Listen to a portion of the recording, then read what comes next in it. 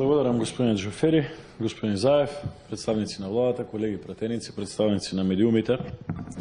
Полека тера овој процес, не на сите ни се допаѓа, но треба некако да бидеме дел од овој процес, бар да се обидеме на некој начин да олесниме некои работи.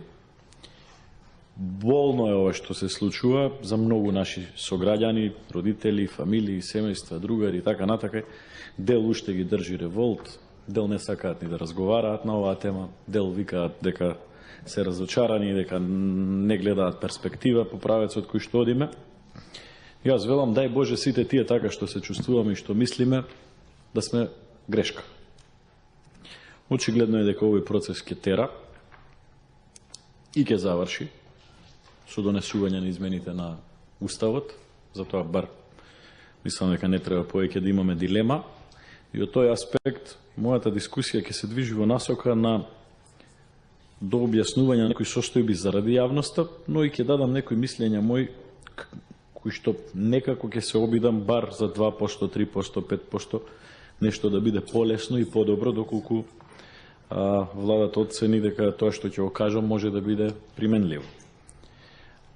Да расчистиме, ние разговараме за првиот, односно 33-тиот амандман, не разговараме за сите амандмани. Јас ќе го искористам правото за овој амандман да дискутирам, веројатно ќе дискутирам и за другите, оно колку што мислам дека е неопходно. Морам да забележам дека дел од материјалите кои што сме ги добиле беа на какви очекувавме и какви што говоревме во првата фаза.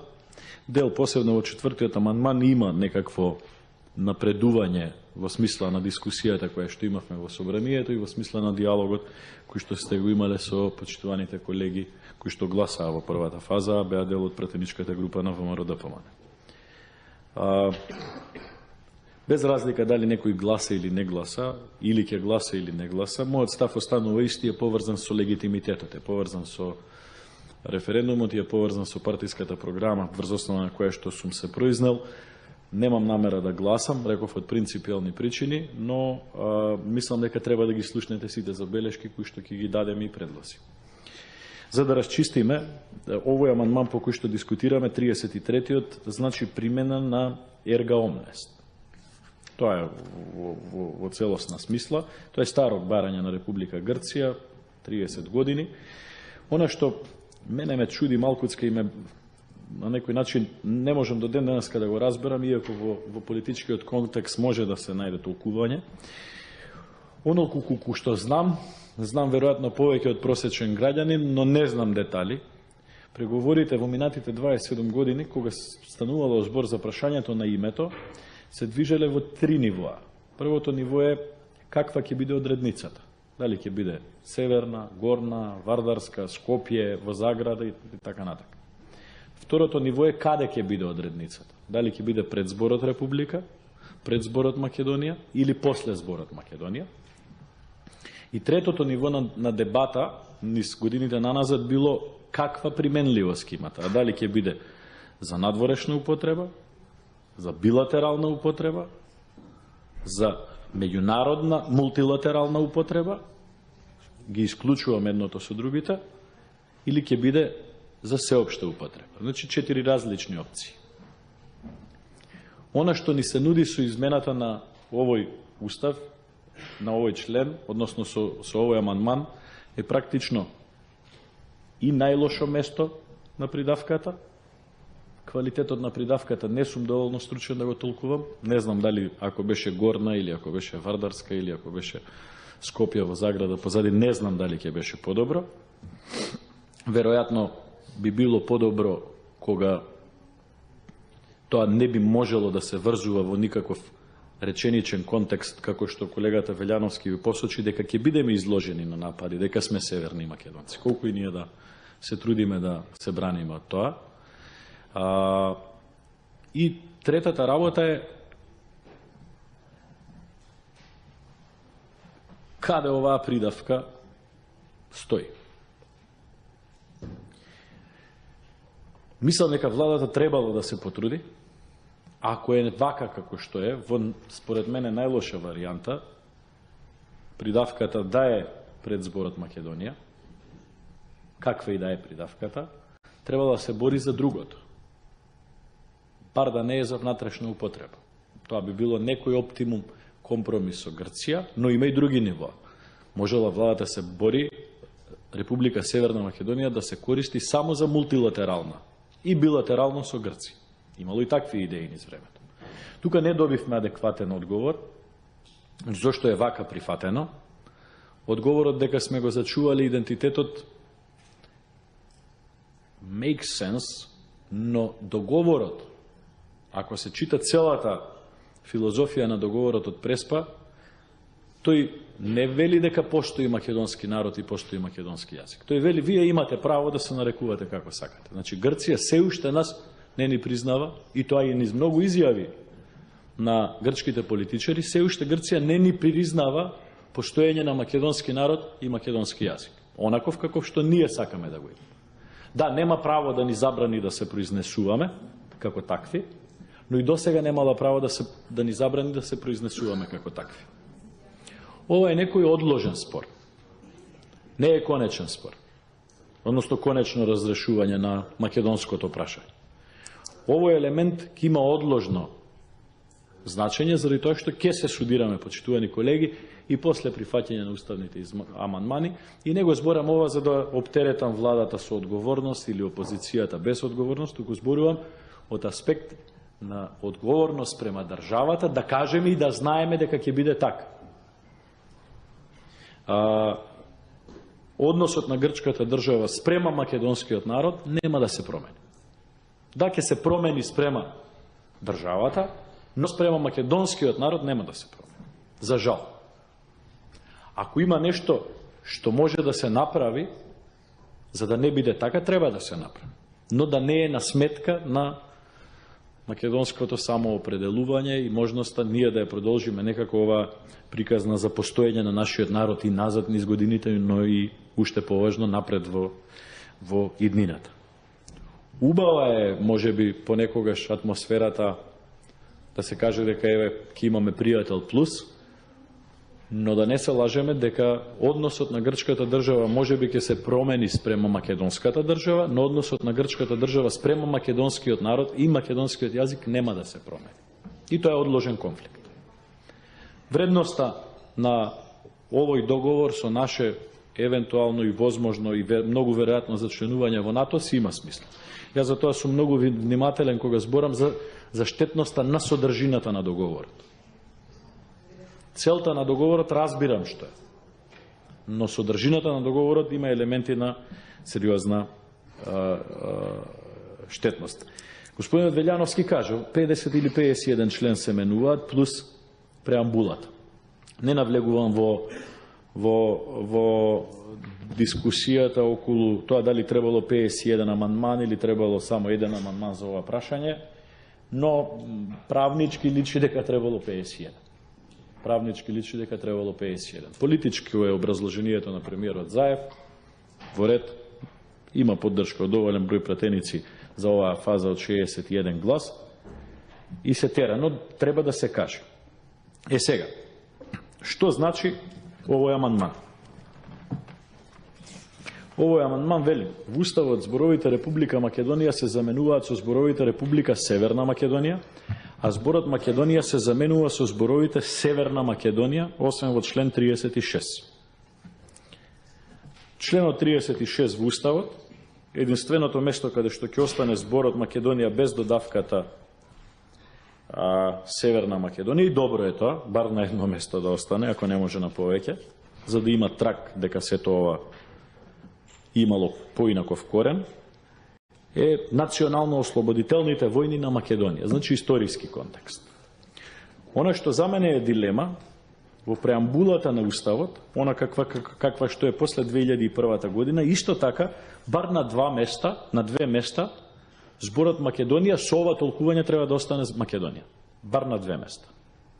6 места се спомнува, но бар на 2 места треба да остане, например, свесни и благодарни на своите предци за жртвите и посветеноста на нивните заложби и борба за создавање самостојна и суверена држава Македонија. Ние сме немале борби за создавање на самостојна и суверена држава Северна Македонија. Сме имале борби за создавање на држава Македонија. во тој контекст и во уште едно место во преамбулата треба да ја разгледате можноста да не се додава придавката северна. Бар толку. Значи сега зборам по линија на, би рекол, помал отпор, да дадам предлози кои што ова би го направиле помалку болно. Иако станувам на ставот дека принципиално собранието нема легитимитет да влегува во ова и нема да гласам ни во втора фаза, ни во трета фаза. Понатака и во контекст на применливоста на овој амандман. Отворивте интересна дебата со господинот Велјановски. Јас би сакал да ја надоградам. Ако целта на договорот е НАТО и ЕУ,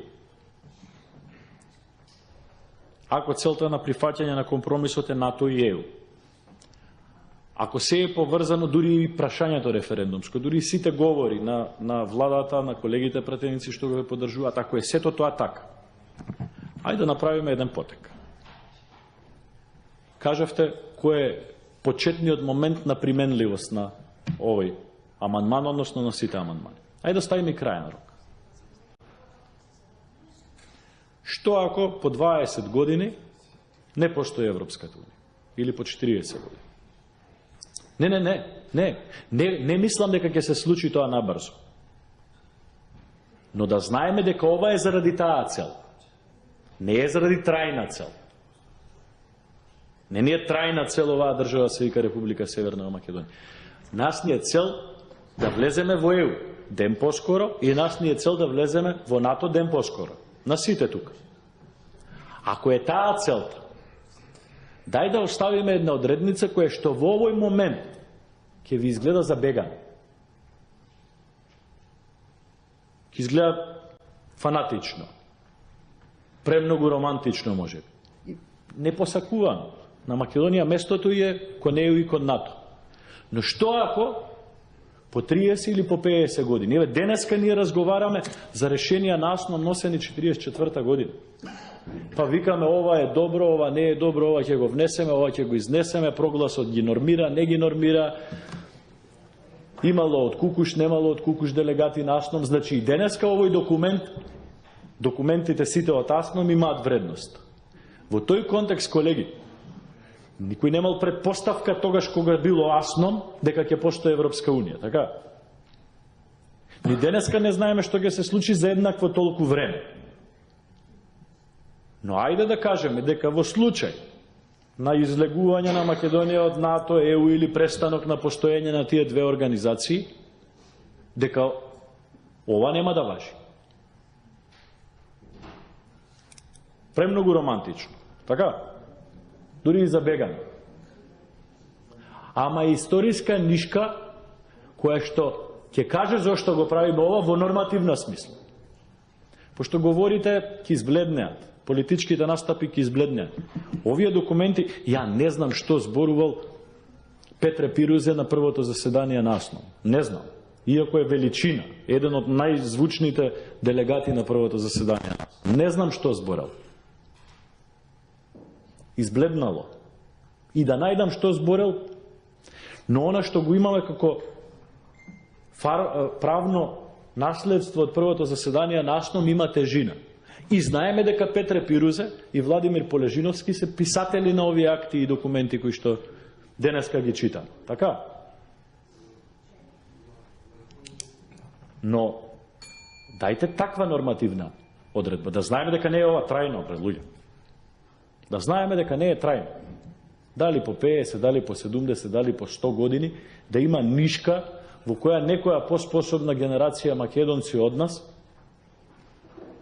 ќе има простор како да излезе од оваа ситуација во која што сите неволно сме донесени. Јас верувам дека ни владата не е среќна со ова што го предлага. И заради тоа го давам овој предлог.